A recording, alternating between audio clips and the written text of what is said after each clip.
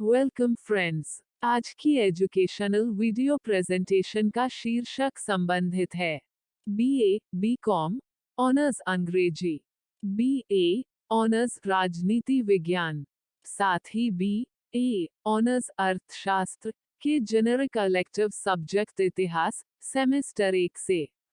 हमारी पुस्तक का नाम है दिल्ली, प्राचीन काल से प्रारंभिक आधुनिक इतिहास के निर्माण तक।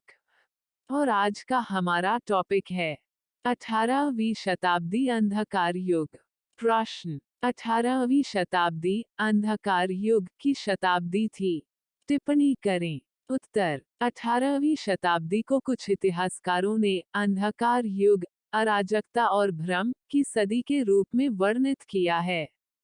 उनका दृढ़ विश्वास है कि 18वीं शताब्दी के पूर्वार्ध में मुगल शक्ति के गौरव में गिरावट सामान्य रूप से सामाजिक, आर्थिक और सांस्कृतिक गिरावट लेकर आई, जबकि के एम अशरफ तुर्की मुगल साम्राज्यों को एकता के प्रतीक के रूप में सराहते हैं, जो पूरे देश को एक केंद्रीकृत सरकार के तहत एकजुट करने में सफल रहे।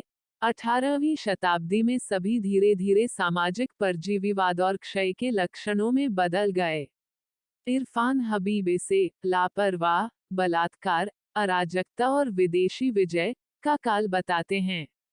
अतहर अली का तर्क है कि यह तर्क देना कठिन होगा कि पारस्परिक रूप से परस्पर विरोधी छोटी राजनीतिक इकाइयां जिनमें भारत 18वीं शताब्दी में विभाजित था, व्यक्तिगत रूप से उस साम्राज्य की तुलना में अधिक मजबूत थी जिसे उन्होंने प्रतिस्थापित किया था। मुगल क्षत्रपों द्वारा किए गए कई समझौते जमींदार कमजोरी के संकेत थे, शक्ति के नहीं। इसका मतलब यह नहीं था कि जमींदार आधारित शक्तियों का योग जो अब पैदा हुआ है, वह उस एकीकृत साम्राज्य से अधिक मजबूत हो सकता है जिसे उन्होंने हटा दिया था। अतहर अली अपनी सेनाओं के आधुनिकीकरण के हैदर अली और महादजी सिंधिया के प्रयासों और टीपू सुल्तान के उन तर्ज पर वाणिज्य को विकसित करने के सीमित प्रयासों के अपवाद के साथ यूरोपीय विज्ञान और प्रौद्योगिकी का जवाब नहीं देने में शासक वर्ग की सांस्कृतिक विफलता को भी इंगित करते हैं। इरफान हबीब 18वीं शताब्दी के दौरान जागीरों को वंशानुगत संपत्ति और राजस्व खेती यानी इजारा में बदलने को गिरावट के संकेत के रूप में देखते हैं, न कि विकास और समेकन के। उन्होंने उल्लेख किया है कि खाफी खान सन 1731 ने कर खेतों यानी इजारा की बिक्री के बारे में चेतावनी दी है, जो आम चलन में बढ़ रहा है।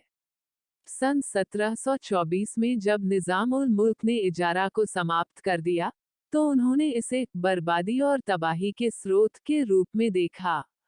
वो आगे तर्क देते हैं कि इजारा का सहारा लेने की बढ़ती प्रवृत्ति, जो 1730 के दशक में चिन्हित और 18वीं शताब्दी के उत्तरार्ध में सर्वव्यापी हो गई, कराधान प्रणाली की अस्थिरता की ओर इशारा करती है।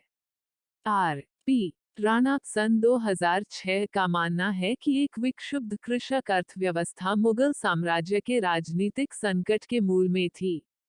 कृषि अर्थव्यवस्था में गिरावट की यह प्रवृत्ति 18वीं शताब्दी के पूर्वार्ध में निर्बाध रूप से जारी रही।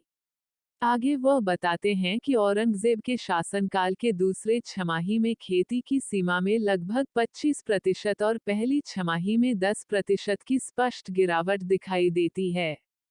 मुगल साम्राज्य के पतन के परिणामस्वरूप लंबी दूरी के व्यापार में भी गिरावट आई। सूरत पर अशिन दास गुप्ता का अध्ययन स्पष्ट रूप से बताता है कि इसका पतन साम्राज्य की कमजोरी का परिणाम था और बम्बई, एक अलग भीतरी इलाके के साथ, शायद ही सूरत की भरपाई करने की क्षमता रखता था। इरफान हबीब बताते हैं कि 18वीं शताब्दी का उत्तरार्ध ब्रिटिश औपनिवेशिक शक्ति द्वारा श्रद्धांजलि के निष्कर्षण द्वारा चिन्हित किया गया है, जिसने भारत के संसाधनों को खत्म कर दिया और खेती करने वालों और कारीगरों पर बोझ डाल दिया।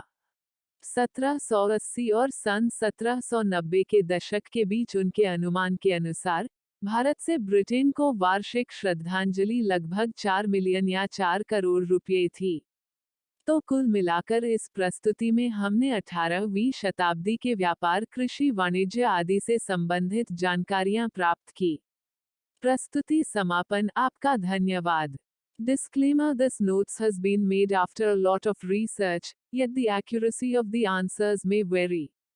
The author assumes no responsibility or liability for any errors or omissions in the content of this notes.